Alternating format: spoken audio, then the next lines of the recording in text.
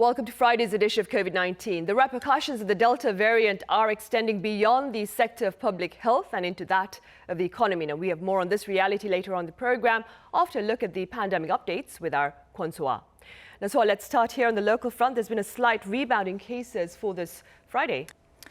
Sunny, we're wrapping up the work week with a slight uptick in COVID-19 cases. 1,710 infections were recorded as of 12 a.m. on this last Friday of the month. And that's a rise by 30 domestic transmissions and 6 more from abroad compared to yesterday. And with that, Korea has a total of 196,806 infections. Now, far above 1,000 cases have been reported throughout the week every day, not only last week, but also for the 24th straight day. And this Friday, 67% of cases were in the capital region, while 33% of infections occurred outside the capital region when it comes to domestic transmissions. And for a closer look, we are seeing a decline in the capital's whole to below 500, but a rise in both Gyeonggi-do province and Incheon. And as you can see on the map, apart from Sejong City, all provinces or major cities are seeing at least double-digit figures of infections. Meanwhile, on the vaccination front, with a little over 7 million people, around 13.8% of the nation's population has been now fully vaccinated. The government this Friday is unveiling its vaccination plan for August and September, which will include the regular public aged between 18 and 49. And registrations are expected to start in early August and actual inoculations in late August. The earlier delayed vaccine supply is also set to get back on track. Let's take a listen. 1.3 million Moderna vaccine doses are expected to arrive on August 6th or 7th. We have also finalized negotiations for an additional 8.5 million doses to be supplied sometime next month. Right. Meanwhile, on the international front, so the U.S. is pushing its vaccination campaign with new guidelines, while Israel, I believe, has launched booster shots for the elderly. That's correct, Sunny. The U.S. President Joe Biden has ordered millions of federal workers to get vaccinated or else to comply by stricter guidelines regarding COVID-19. And he also asked cities and states to give $100 for every newly vaccinated American, and saying if incentives help beat the virus, they should use them. Meanwhile, elsewhere, Israel's health officials announced a plan to administer booster shots for its elderly population. So beginning on Sunday, third shots of Pfizer vaccines will be available to those aged 60 and above who received their second shot at least 5 months ago. And now let's take a quick look at the numbers abroad. We are seeing resurgences in the U.S. that I just mentioned due to the Delta variant, and also Indonesia posted over 43,000 new infections in the past 24 hours. Meanwhile, on to another country that's not on this table that we just saw. Japan has posted over 10,000 new infections on Thursday, and marking the first time to hit over 10,000 cases, while Tokyo, the capital city, has reported a record high for the third straight day with over 3,800 infections. And also more states of emergencies are to be finalized in Japan this Friday. And the total number of infections around the world now stands at 197.3 million. Those are the updates I have for now. I'll see you back after the government briefing. Sunny? All right, so thank you for now. Right, and staying on the international front, as Soa mentioned, neighboring Japan is seeking to tame an alarming spike in new cases as well as safely host a global sporting event. For more on the situation there, I have Walter Sim live on the line. Welcome, Walter. Hi, thanks for having me. Right, now, Walter, like our Soa just mentioned, Japan's daily tally surpassed the 10,000 mark for the first time on Thursday, and I am aware you covered this grim milestone. I also understand that authorities are now looking to expand the state of emergency in Tokyo to surrounding regions. Could you tell us more about that, please? Sure. Prime Minister Suga is set to call a news conference later today in which she is expected to announce that a new state of emergency, as you mentioned, to surrounding regions, Chiba, Kanagawa, and Saitama. So along with Tokyo, these four prefectures host the bulk of the Olympic Games. So I think it's quite a significant step. Beyond that, the emergency will also be extended to Osaka, where there has been a spike in cases as well. So I think all eyes will be on what Prime Minister Suga actually tells reporters later on. I expect it to be quite a heated news conference because of reporters have been peppering Prime Minister Suga with a lot of questions, kind of in exasperation, because Prime Minister Suga himself and the government's response thus far has, to be honest, been quite underwhelming. When the Prime Minister spoke to reporters yesterday, all he did was to urge the public to avoid non-essential outings, as well as to call on the public to go for vaccinations. But the implication is that the existing measures, as they are effective, but I think the general sense amongst the public is that this might not be the case, given that it's been 2 weeks since Tokyo entered the emergency, and instead of cases tapering off as it should be, cases are instead rising alarmingly. Right. So, Walter, what appears to be feeding this frightening spread in Japan at the moment? Well, there's a school of thought really that the Olympics might be to blame.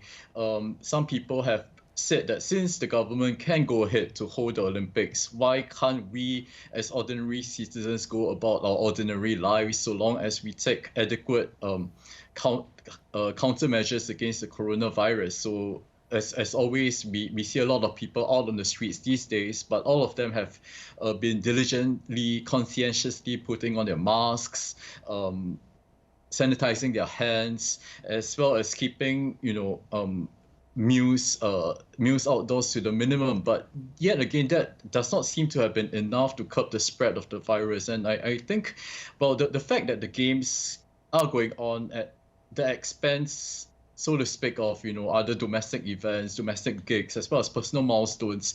We see graduation ceremonies being cancelled. We see coming of age day ceremonies being scrapped. So I think this kind of breeds a sense of resentment, and there's a growing school of thought that this might have inadvertently and psychologically blunted the impact of the current state of emergency. The fact that there's the games being held in a really parallel world, being accorded special treatment, and in a sense being prioritized over the lives and the livelihoods of ordinary Japanese. I see. And staying with the Olympics, Walter, the Olympic athletes are required to take daily COVID-19 tests. Now, this requirement, of course, while very necessary, must surely involve quite a bit of work on both sides, including healthcare workers. What more can you tell us about this?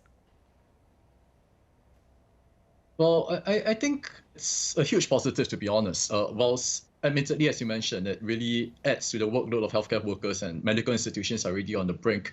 But it also helps in sniffing out cases of potential imported cases of athletes, as well as visiting delegations who might test positive for the virus.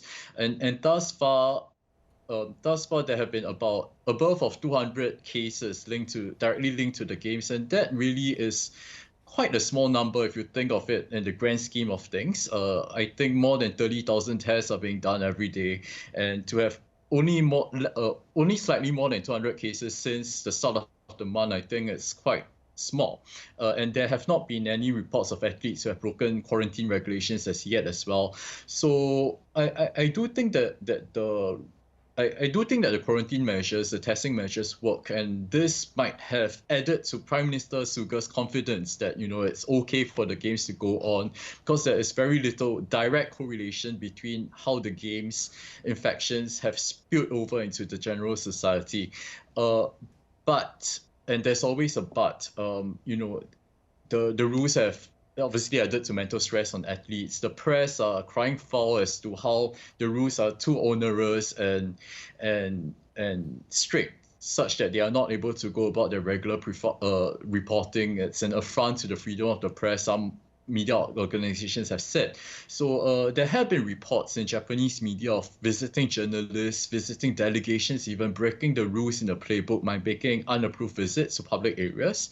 But that said, vast majority are by and large compliant.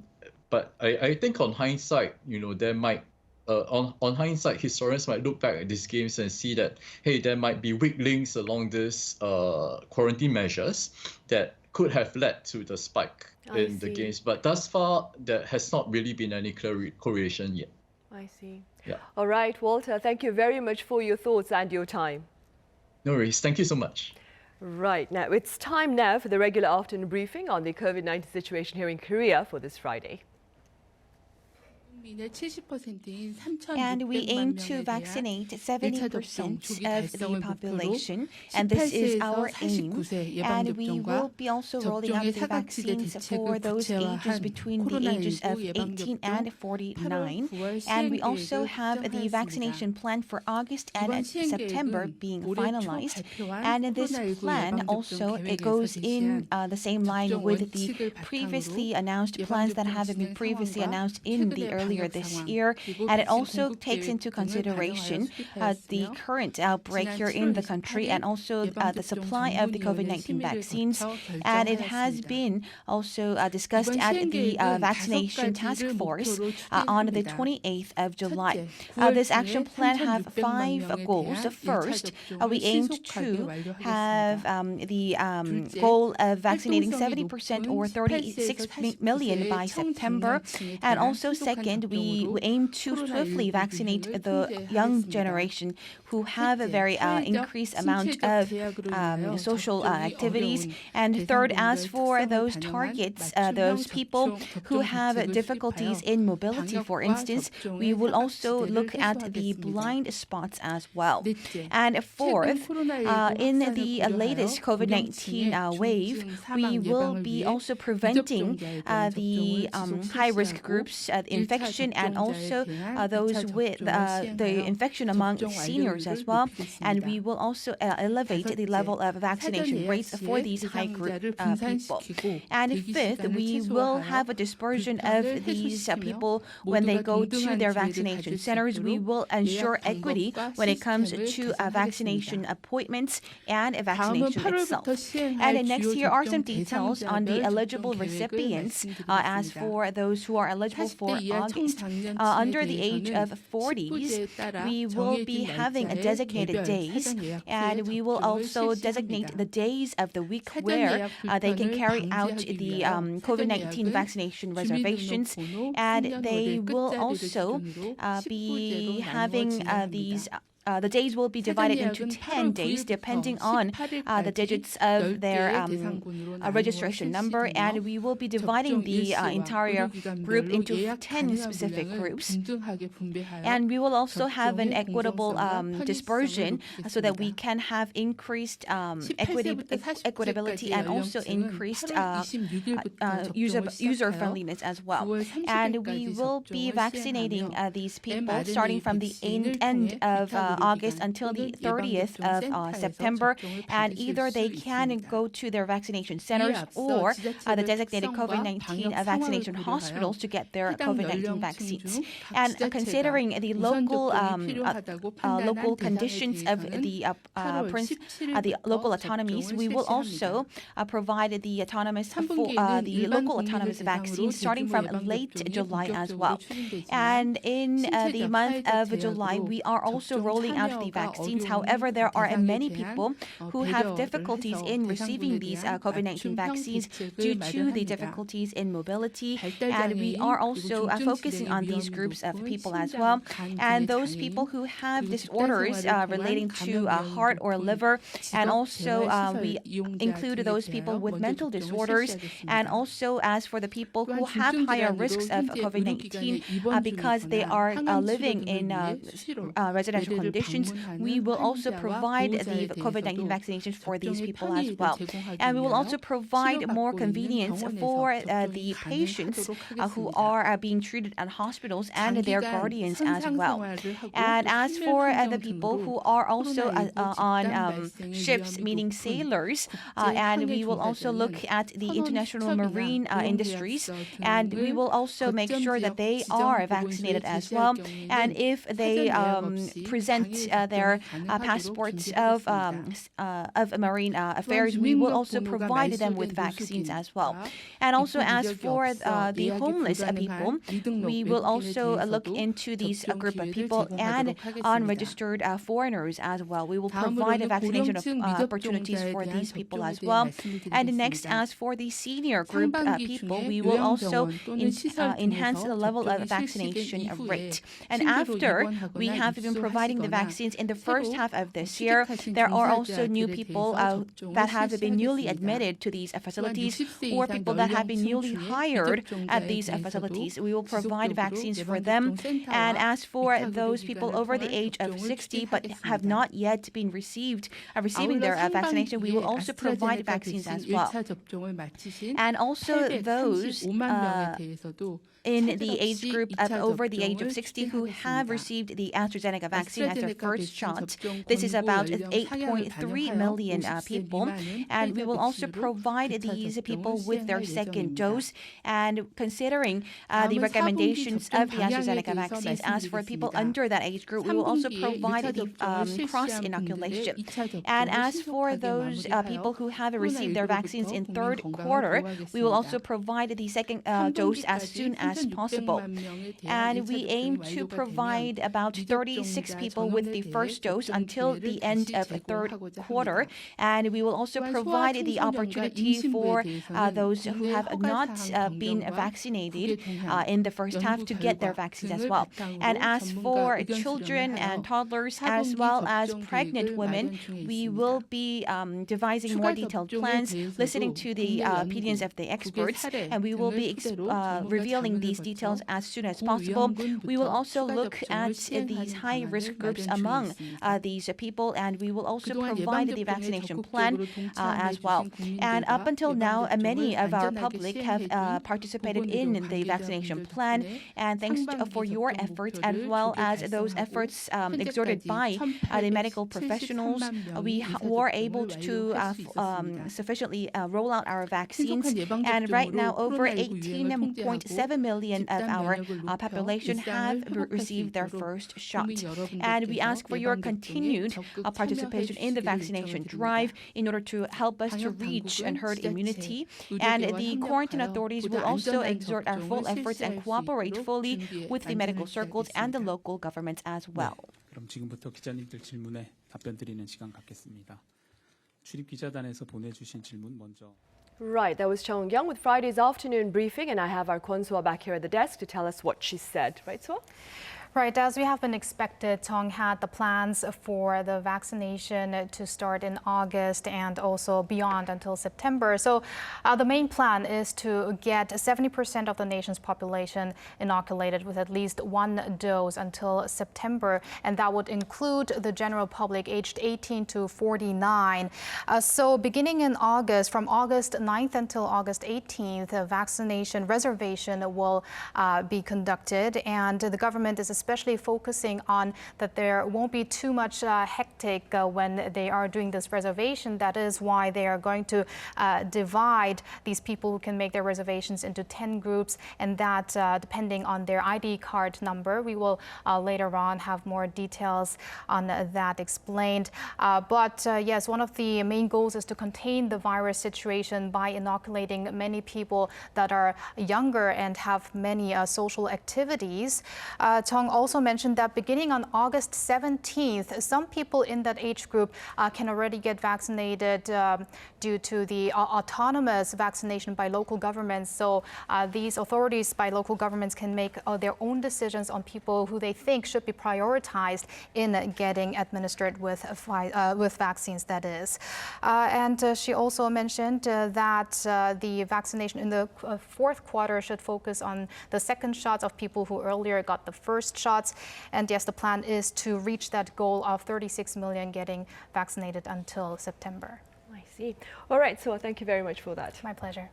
Right, also on the local front, President Moon Jae-in on Thursday urged quick action to better support the livelihoods of those bearing the brunt of COVID-19 related hardships. For more on this, I have our Kim Sung-yeon here in the studio with me. Welcome, Sung-yeon. Hello, good afternoon. So the gist is to offer prompt assistance, that is, to those who are suffering. Right. So the president did make the remarks during a meeting with economy-related ministers discussing ways to support livelihoods in the midst of the current crisis. Indeed, it was unprecedented for President Moon to convene this sort of session with ministers for discussion solely on that one issue. Now, the meeting took place against the backdrop of a fourth wave of infections, the country's worst ever yet, which is likely to further aggravate economic hardships. The president ordered the government to make swift use of a 34.9 trillion won or $30.4 billion supplementary budget approved by the National Assembly last week. Let's take a listen to what he said during the meeting held at 청와대 with the Finance, Labor, Health and SMEs ministers in attendance. 지금부터는 속도입니다. 절박한 소상공인 피해 지원에 최우선을 두고 신속하게 집행하기 바랍니다. President Moon also urged the government to address the widening gaps in income and wealth by strengthening social and employment safety nets. 취업에 어려움을 겪는 청년, 여성, 어르신들을 대상으로 다양한 방안의 일자리 지원 사업을 차질 없이 진행해 주기 바랍니다. He also cited the latest IMF report from earlier this week, where the global financial body upgraded its 2021 growth forecast for Korea's economy from 3.6% to 4.3%. He said this reflects the growing confidence in Korea's economy and an optimistic view of the country's potential. However, he also cautioned that unless Korea is successful in curbing the spread of the virus, there is no guarantee that the country will achieve the forecasted growth rate this year. I see. And Sung-yeon, what's the latest with regard to the Korean Navy personnel who returned home following an outbreak at sea? So the Defense Ministry did announce the news related to the Cheonghae unit on Thursday that a total of 261 out of 272 service members who contracted COVID-19 while on an anti-piracy mission near the Horn of Africa, they have fully recovered now and are expected to reunite with their families as early as this week, starting Saturday. Now, the fully recovered sailors and officers are scheduled to be released from hospitals on Saturday, with doctors giving the all clear, saying there are no concerns that they may transmit the virus to others, according to the ministry. A ministry official noted that the sailors will be in quarantine either at their homes or on base for about a week as a precaution in accordance to health authority guidelines. Meanwhile, he added that 11 other personnel who tested positive still had mild symptoms needing further treatment. 29 service members who tested negative have been in isolation at a Navy facility, and they will undergo another round of testing on Monday before quarantine can be lifted the following day. The ministry said in a release that no service members is in critical condition as of now, and that they will extend their full support to see that they recover and return to duty. All of these sailors and officers are also being lined up to receive their COVID-19 vaccine early next month. All right, Sung-yeon, as always, thank you very much for the coverage. The pleasure is mine.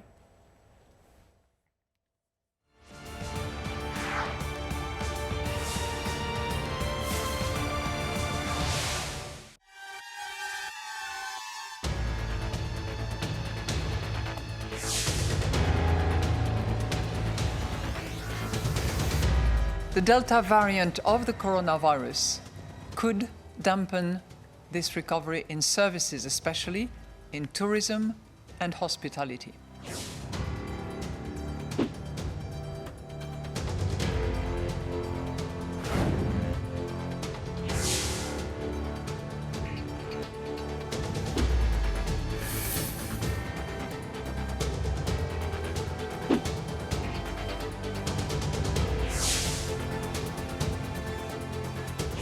이번 추경은 백신과 방역에 필요한 예산과 함께 소상공인의 경제적 피해를 두텁게 지원하는 데 중점을 두었고 고용 회복과 민생 안정을 위한 지원 의지를 담았습니다.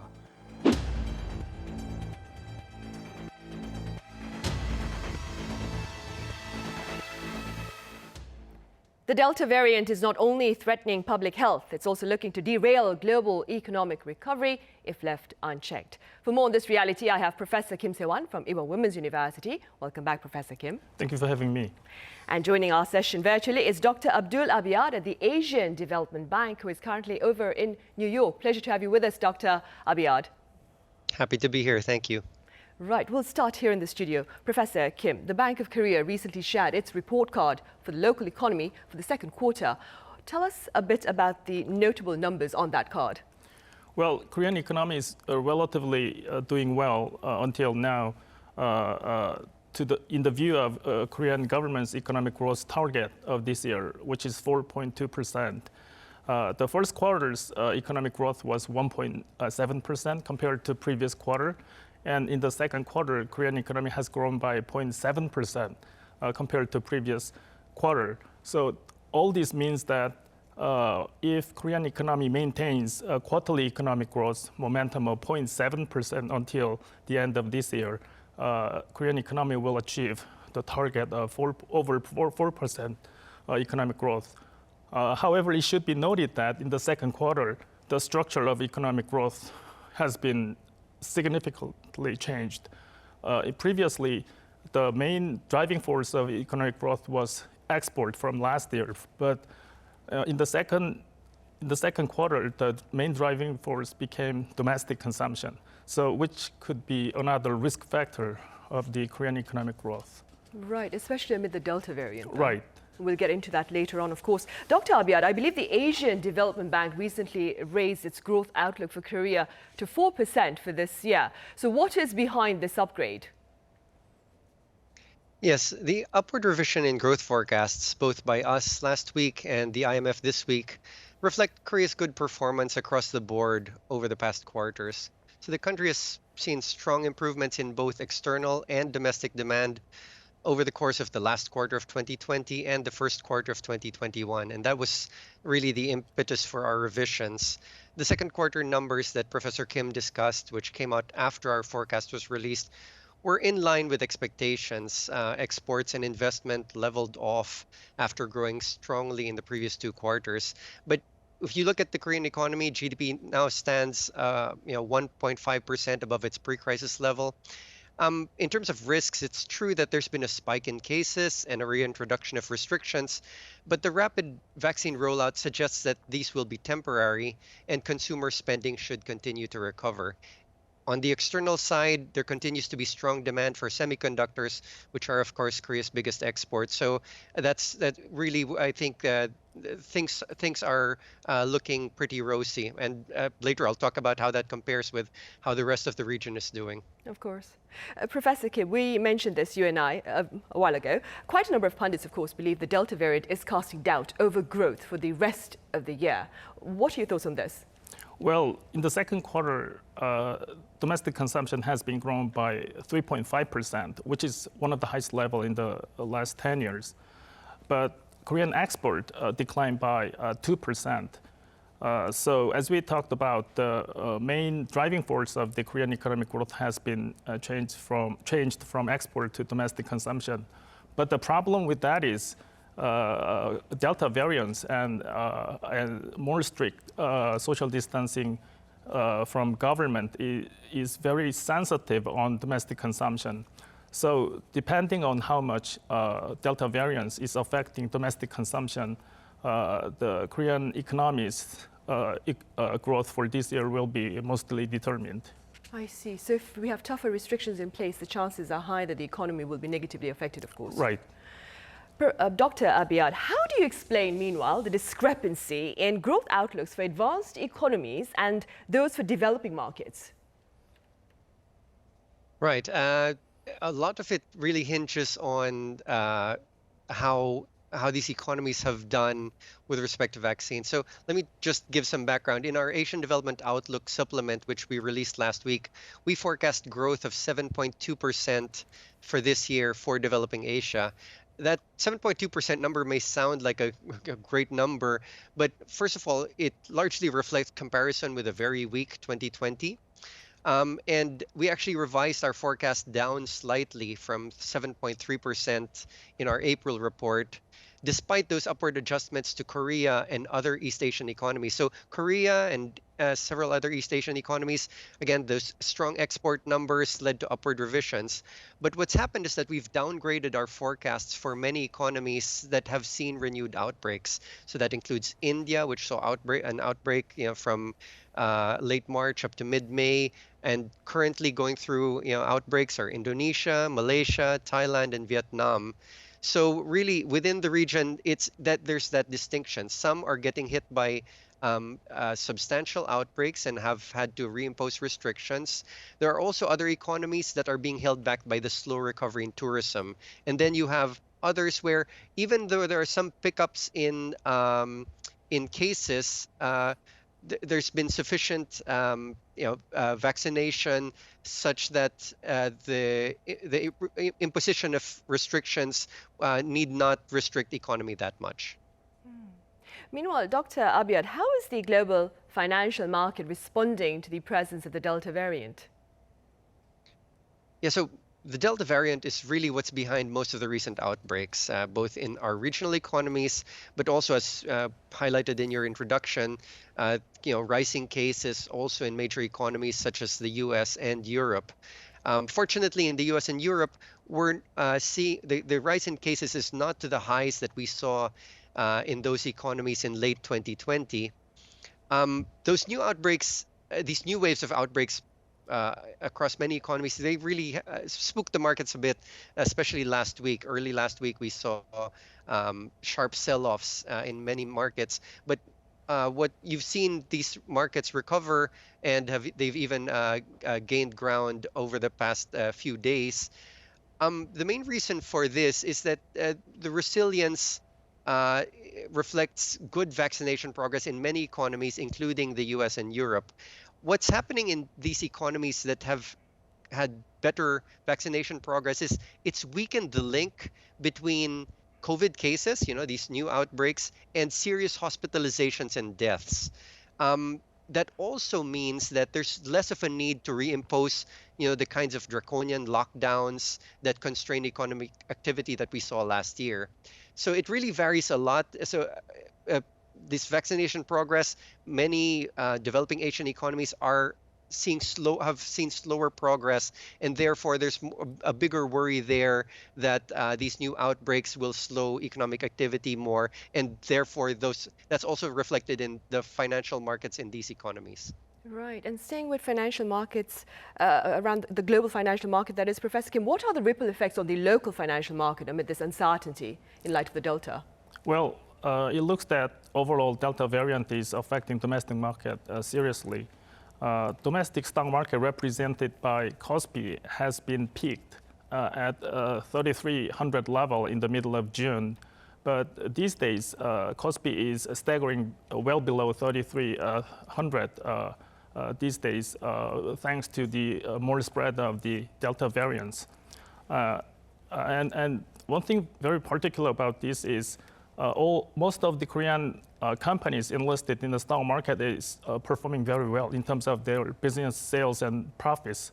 Even with that great performance, Korean stock market is not doing well these days. For example, the largest cap stock in Korea, Samsung Electronics stock price is not recovering 80,000 per share level for a while, because even though Samsung is doing so well in terms of their profit and revenues, that is partially related to more spread of Delta variants. Also, Korean domestic currency won is depreciating quickly over Delta variants from the beginning of July. For a month, Korean dollar exchange rate has been increased by 25 won in a month. So Korean won is continuously depreciating over the Delta variants these days. Right, and staying on the local front, Professor Kim, the BOK is expected to become the first Asian central bank to raise interest rates from pandemic-era lows. What are your thoughts on this? Well, as inflation over 2% goes on from the beginning of this year, and as financial imbalance, particularly in terms of the more household debt, is not improving these days, it looks that Bank of Korea is increasing its key interest rate twice until the first half of next year by 0.5%. That means this current 0.5% of the key interest rate will become 1% level in only next year. But there are some problems with that because higher interest rate slows down domestic economy. So governments and particularly ruling parties can disagree on raising interest rate by Bank of Korea.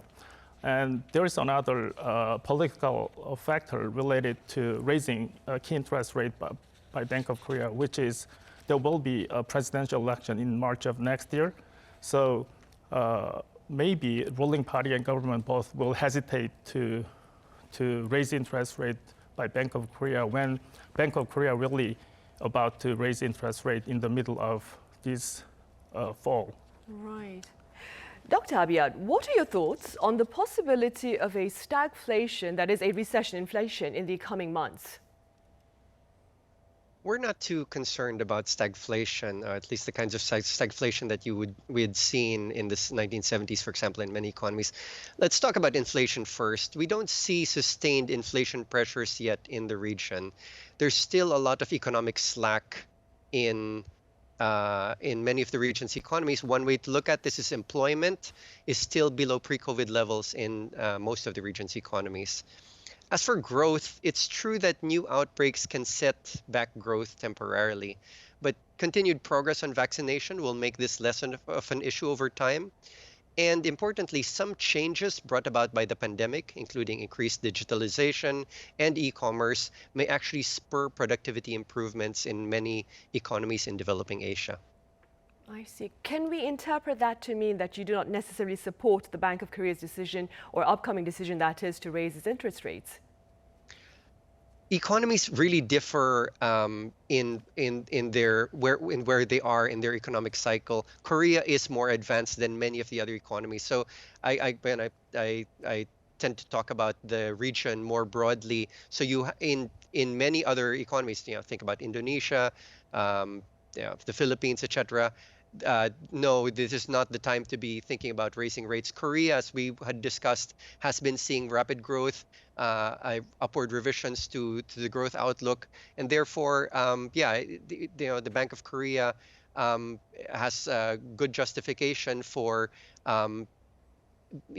making sure that they don't fall behind the curve. Right. Dr. Abiad, how is the rebound fueled by the Delta variant affecting global supply chains, especially those to underdeveloped or developing economies, that is?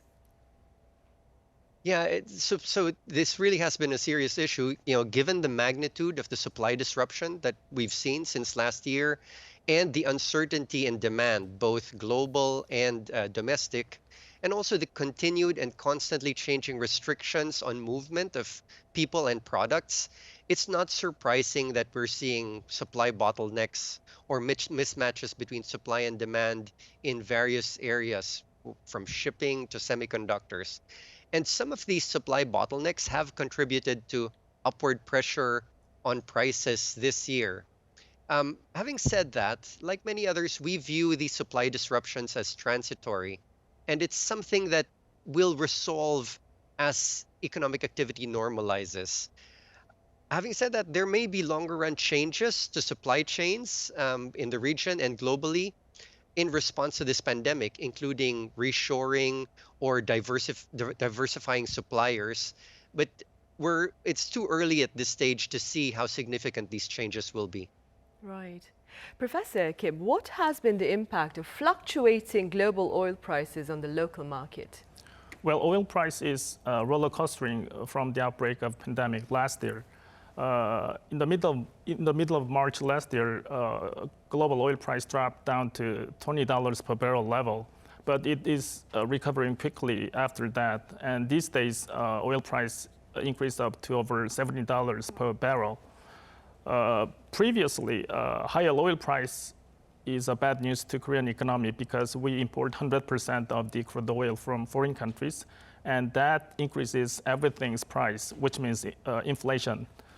But however, as Korean economy's industrial structure is more advanced, we have totally different impacts from higher oil price over different industries. For example, higher oil price is a good news to petrochemical industry and shipbuilding and construction. But on the other side, it is a bad news to airline companies and oil refinery companies these days. So overall, higher oil price impact on Korean economy became pretty neutral these days. I see. And Professor Kim, in an online post earlier this week, Finance Minister Hom Nam-gi spoke of upcoming measures to boost consumption using the 34.9 trillion won extra budget spending that has been set aside for pandemic relief. What are your thoughts on such efforts? Korean government will implement very aggressive fiscal stimulus package by providing another round of emergency cash out program from next month.